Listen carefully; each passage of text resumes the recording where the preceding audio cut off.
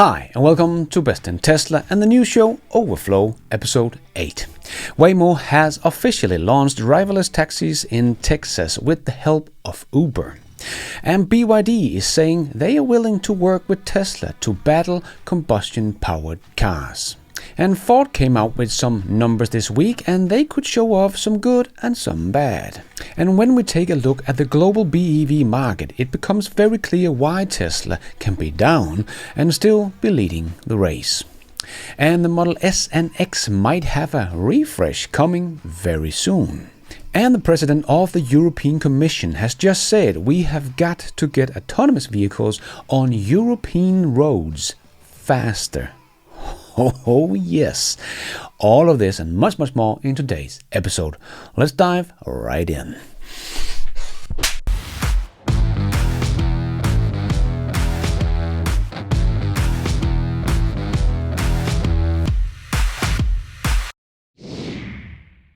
Let's put our living stereo stylus in this groove.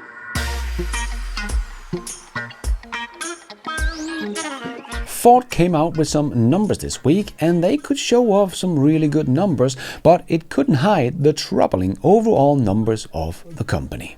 As Ford CEO Jim Farley wrote on X, "It's been a great start to the year for Ford's customers who love the variety of our products. A big congrats to the team, lots of record starts so far this year. Overall, the electrified vehicle sales are up 21.6% from last year. Strong customer response to our hybrids, Mach-E and the Lincoln Nautilus hybrids. US pickup sales are up 15.3% and the F-150 hybrid sales are up 34.9%, still America's best-selling full-size hybrid pickup. Not mentioning the Lightning at all, so probably not very good numbers. And the Ford Mustang Mach-E February year-to-date sales are up 62%, with Bronco sales up 21%, and Ford Pro saw Super Duty up 7% with Transit and E-Transit hitting record February sales. So congratulations on those nice numbers, Jim. But that is of course all the good numbers that Jim is sharing, because we also have a little bit of bad news about Ford sales as well. Because Ford reported about a 9% drop in auto sales in February, probably all because of Elon's politics. But we do see the collapse of the ICE car continues, as sales of Ford gas-powered model fell nearly 13%. So we can clearly see in Ford numbers here what is happening, that the ICE is dropping and EVs and hybrids are on the rise. ICE car dropped 13% and the Ford Mach-E up 62%. So I don't think we have many left that would say that EVs are not the future, are not rising, and ICE cars are not dying. Don't get much clearer than this from a company that mostly want to sell ICE cars because that's where the money are, and not BEVs as they are losing a lot of money, but that is what is happening. So their hybrids might be helping them right now, but as we have seen in China and Norway and here in Denmark, they make a short rise and then they drop dramatically again as BEVs takes over. So Ford is desperately trying to sell as many hybrids as they can, as they still earn money on those, because a rise of 62% of the Mach-E has only cost Ford a lot of money, as they will never become profitable on that car no matter how many they sell, as Jim Farley has explained before. And a drop of 13% in the ICE cars they are making the most money on. So even though Ford can still show some good results in their numbers, their overall sales are down, their profit maker, the ICE car, is down 13%, and their money losing car is up 62%. Like I said before, 2025 is going to be a very tough year for the legacy automakers. And according to Jim, Trump has just made it even harder, as he said. Let's be real honest. Long term, a 25% tariffs across the Mexico and Canada border would blow a hole in the US industry that we have never seen. Frankly, it gives a free rein to the South Korean, Japanese and the European companies that are bringing 1.5 to 2 million vehicles into the US that wouldn't be subject to those Mexican and Canadian tariffs. It would be one of the biggest windfalls for those companies ever. So yes, as I predicted, 2025 would be a bad year for the legacy automakers, but it seems like it could be even worse than I thought. And let's take a little look at the global BEV market, because as you know, when in doubt, zoom out. XL made this nice chart he has not done for a long time, and here we can get a little perspective of the BEV global market. I love that he puts them by region of the manufacturer's origin, as it does give a nice perspective of how big someone like the South Korean are, all the European automakers. And when we still hear about the competition coming for Tesla, and Tesla is not doing well, this gives us a nice little perspective. Because this is also one of the things mainstream media usually don't put into their reports, other than the Model Y making the shift to the new one. They're not putting in the reports either, but only talks about Elon Musk's politics are destroying Tesla sales. But they also never shows who actually have the best-selling EV models, because that is still usually Tesla's models, even though they're down, because they're just that far ahead. And when you see charts like this, it does make a lot of sense. Even though Tesla is down, they're still selling more EVs than the entire German automotive industry. Last year, Tesla sold about 450,000 more BEVs than all of the German car industry combined. Even including Stellantis, Tesla still sells more. Tesla sells almost as many BEVs as the entire European automakers combined. And we hear people talk about Ford and GM and Rivian as competition to Tesla, but if you meet these people, please send them this chart. They are the tiny little boxes on top of Tesla's red skyscraper there. And yes, Lucid is so small we can't even see the box they represent. So sorry, but this is just not competition. That would be the white skyscraper there on the right side, and that is BYD.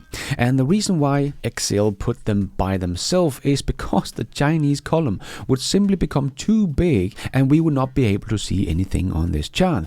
Because as you can see, it is pretty clear who is the new king in town when it comes to manufacturing electric cars. China. And we can see Xiaomi has come in and has a little box on top of that Chinese skyscraper there. And yes, that little box has become bigger than Ford and GM's small boxes. And Xiaomi started production of BEVs in March of last year. The legacy automaker should be embarrassed and scared of what we are seeing the Chinese do that the legacy automakers couldn't do. And this chart also nicely shows that yes, Hyundai and Kia are making some very nice EVs in my opinion, but they have for many years shown us that they don't even plan for more than 40% BEVs by 2030. And the entire group of Hyundai Kia sells about 7.5 million cars a year and only expect to have around 3 million BEVs by 2030. As I've been talking about for 5 years, I really don't think that is going to be enough. But we can also see that even though they are doing nicely with making great EVs, you can combine South Korean's BEV with the Japanese, India and Vietnam's BEV sales, and they only sell about half of Tesla's sales. It really shows us there are two huge players here, that is Tesla and BYD. If we exclude the other Chinese automakers, BYD and Tesla's combined BEV sales is more than the rest of the world's automakers combined. Let that one sink in. But not only that, we only hear about how much Tesla is down at the moment. If you read mainstream media, you would probably be convinced that Tesla hardly sells any car right now. But look at this chart from January, where Tesla still only had a limited supply of the old Model Y left, and the new refreshed Model Y was announced on the 10th, but none was delivered in January. But Tesla's Model Y was still the best-selling BEV model on the planet, even by far. As number 2 on the list, here is BYD's hybrids. So if we take the hybrids out and only focus on BEVs, the runner-up sells about half of the Model Y. And number 3 would be Tesla's Model 3.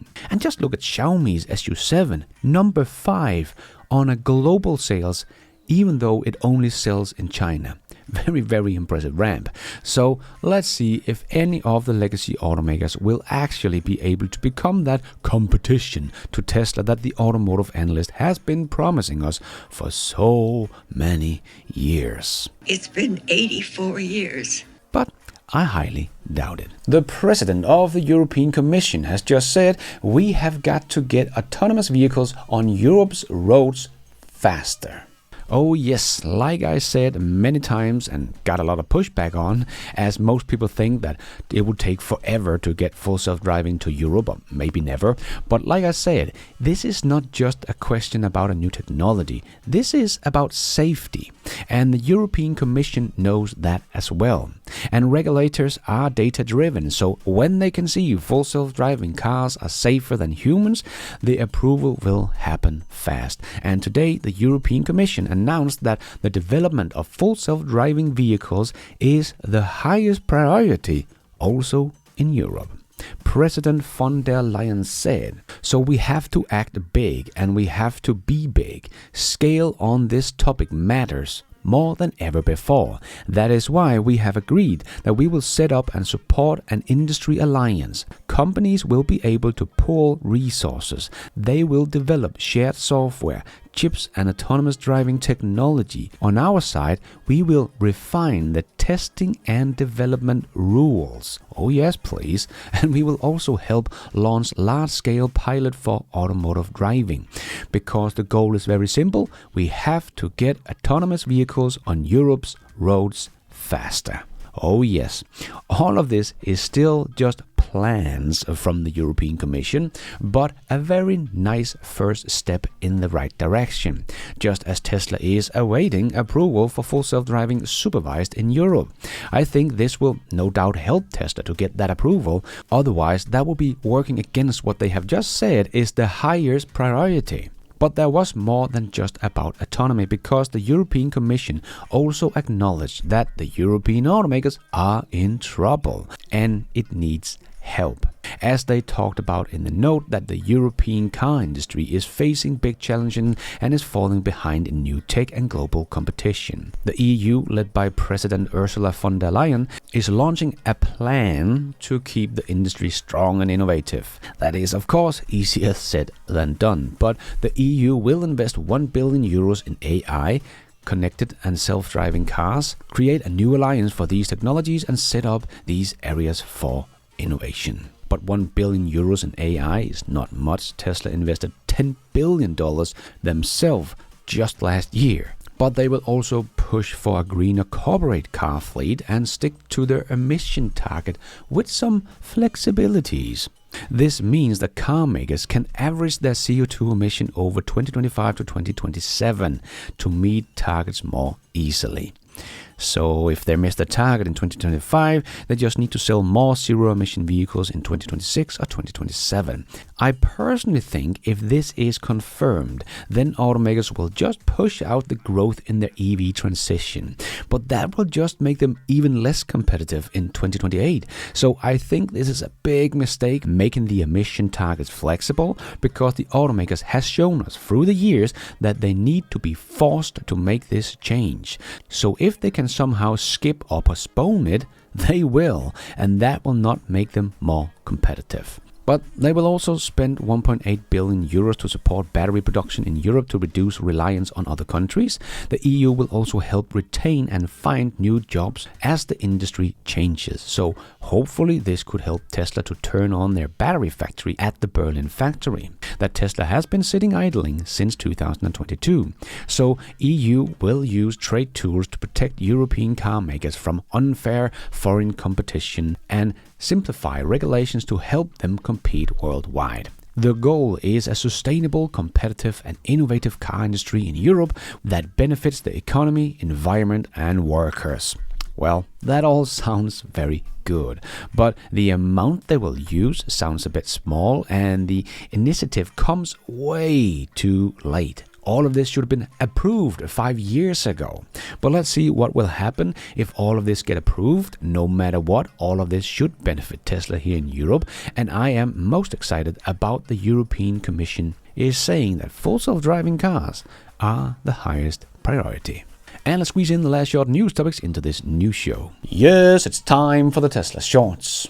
You have probably seen the Tesla Supercharger that was burned down by criminals, but Tesla did not waste any time as they wrote, post and wires will be replaced in less than 48 hours. Critical infrastructure for EV drivers. Arizona investigation ongoing with the police department. But already next day, they had them up and running, as Owen could also report on. So right now I'm out here at the Littleton, Massachusetts Supercharger, which just 2 days ago a vandal burned down about half of these stalls over here. And right now I'm charging. In less than 2 days, Tesla got these stalls back up and running. Luckily, the Supercharger was unharmed over in these white boxes. You can still kind of smell a little bit of the burnt plastic. I just want to say thank you to Tesla, thank you to Elon for getting these back up and running, because this is critical infrastructure not just for Tesla drivers, but for all EV drivers, because every EV can use these. So thank you guys so much. And Waymo has officially launched driverless taxis in Texas with the help of Uber. So just as I have said many times before, Uber needs someone with robotaxis, and their CEO said they would love to partner up with Tesla, but Elon Musk doesn't want to partner with Uber because Tesla doesn't need Uber, but Uber needs some company with a robotaxi, or they will disappear when we have robotaxi at scale. Partnering with Waymo will not make them stronger against Tesla, in my opinion.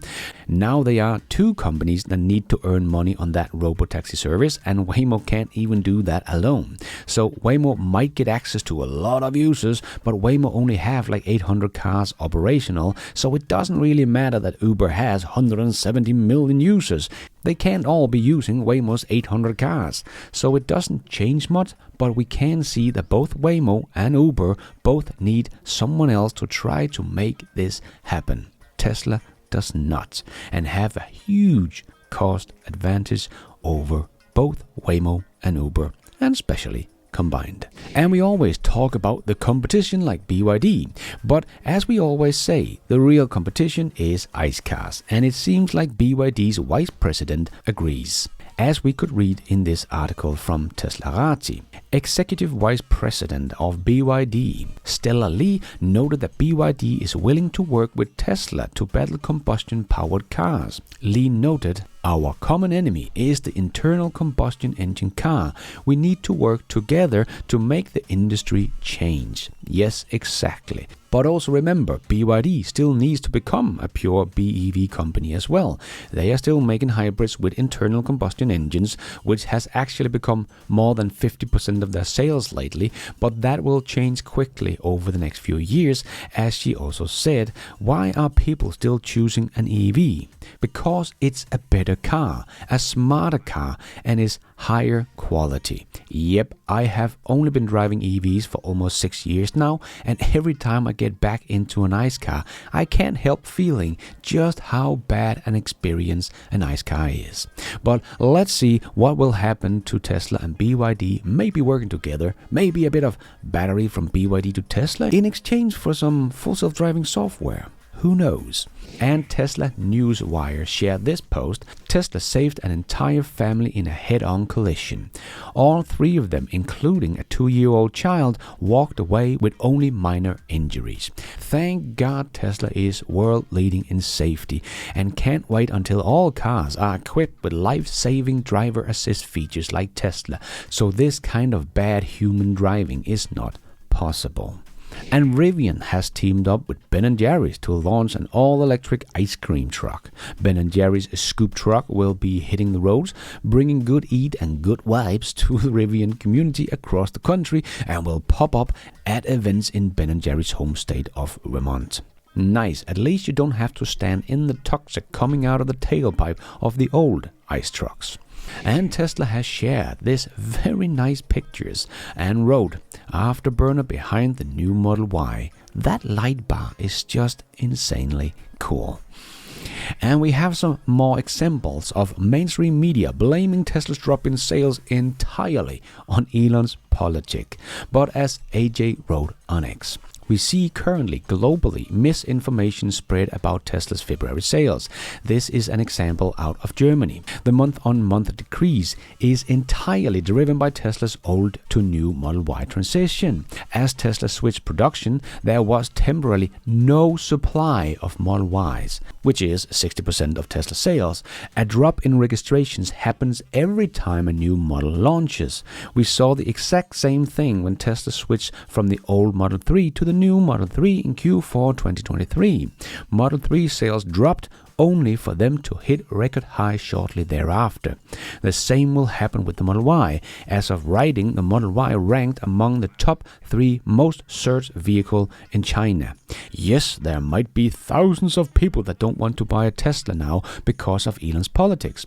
But a couple of thousand people? Well, that's like 0.1% of Tesla sales. And by the looks of it, there are also many people in the US that now wants to buy a Tesla because of Elon Musk. So to blindly just say that all of this drop in Tesla sales is just because of Elon Musk politics, well, I predict they will look very stupid in about another 6 months. And if you're thinking it is only Tesla stock that is trending down right now, well, the whole market turned red this week, but as nothing fundamental has changed about Tesla, still on target with the Model Y release, still on target with the unsupervised in June, supervised has just rolled out in China, still on target with the more affordable models this year, and energy business surging. There is a lot of panic in the market right now, but if you believe in a company, that should only mean a good buying opportunity. And we are seeing the ramp of the new Model Y is well underway, with a lot of new Model Ys spotted in the Giga Texas in the outbound car lot. Going to be very interesting to see how this ramp will go and what the demand will be, because as we just talked about, the Model 3 went to new highs when it was refreshed. And Aptera has completed the first round of real-world validation on its solar EV at a premier proving ground in the Mojave Desert. Our validation test confirms that we are on track to achieve our target energy consumption of roughly 100 watt-hour per mile, unlocking a level of efficiency that makes solar mobility possible in ways never seen before, said Steve Fambro, co-founder and co-CEO of Aptera. What started as a MATLAB calculation is now coming to life on the road. This is the future of transportation. It all sounds very good, but I did talk with them back in 2022 at the Fully Charged Live show in San Diego, and back then they expected to start production in 2023. So we're still waiting for that, but the efficiency is very impressive. 100 watt-hours per mile is extremely good. For comparison, Tesla expects the Cybercab to do 5.5 miles per kilowatt-hour, which translates into roughly about 182 watt-hours per mile. So 100 watt-hours per mile is very, very good. But they do not come with any full self-driving capabilities. So to call it the car of the future is probably a bit of a stretch. And billionaire Ben Horowitz was the one who donated 10 Cybertrucks to the Las Vegas Police Department. And as Sheriff McMahill said, we ordered these before the Trump Tower explosion. We want these things because the cops inside will be safe no matter what. These stop bullets. They are also a tremendous recruitment tool for us. Yep, like I said many times before, the Cybertruck is just the perfect police car.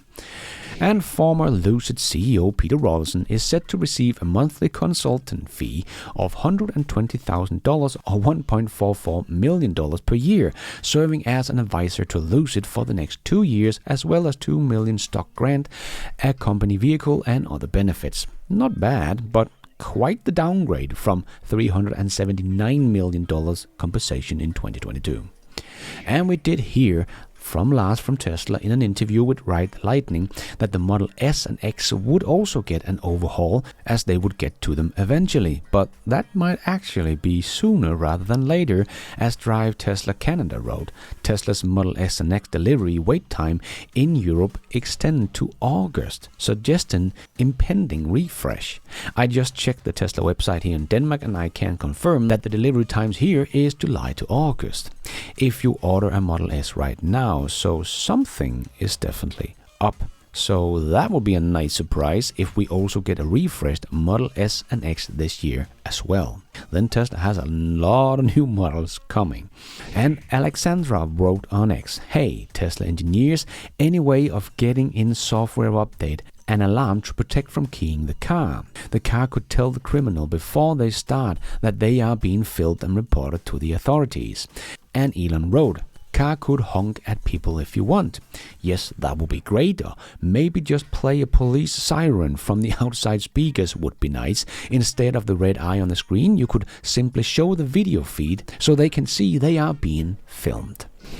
And Starlink wrote on X, Starlink is connecting more than 5 million people with high-speed internet across 125 countries, territories and many other markets, thanks to all our customers around the world.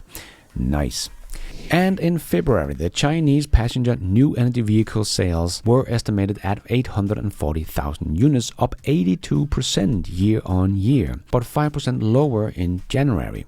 The higher year-on-year growth was mainly due to the fact that last year the Chinese New Year holidays were all in February, while this year the holiday ran from the 28th of January to the 4th of February. But no matter what, both January and February are up year over year, so the new energy vehicle market is growing, and we usually see Mars growing even more, and the rise continues throughout the rest of the year. And we have seen Tesla being down 50% in February because of the shift to the refreshed Model Y, but even though Tesla is down 50%, there are still no legacy automakers that sells as many new energy vehicles in China in February than Tesla. Kind of shows you how far ahead Tesla is, or how far behind the legacy automakers are. That is all we have time for in this Overflow News Show. Hope you enjoyed it. If you did, don't forget to hit that like button. It really does help this video out a lot so others can find it on YouTube. And if you did like it, maybe you want to consider hitting that subscribe button, notification bell, so you don't miss out on other videos just like this one. And if you're already a subscriber to the channel, thank you so much for the support. But if you want to support the channel even more, remember you can, for as little as $1, become a patron of this channel, or become a member of the YouTube channel to get a shout out as some extra perks like early access, ad-free versions of my videos, exclusive videos. So hit the members button or check out Patreon to find out more. And don't forget to follow me on X. I post pretty much all the news as it comes out and a lot more. And check out the merch store to get some merchandise and support the show. It is also possible to support the show without becoming a member or a patron. There is a donation option down below or on my website bestintesla.com. You can also become an executive producer and get news articles, exclusive videos, behind the scenes, and access to all my research charts and spreadsheet also on bestintesla.com, or as simple as hitting the super like button. And thank you for watching. And until next time, take care out there and be nice.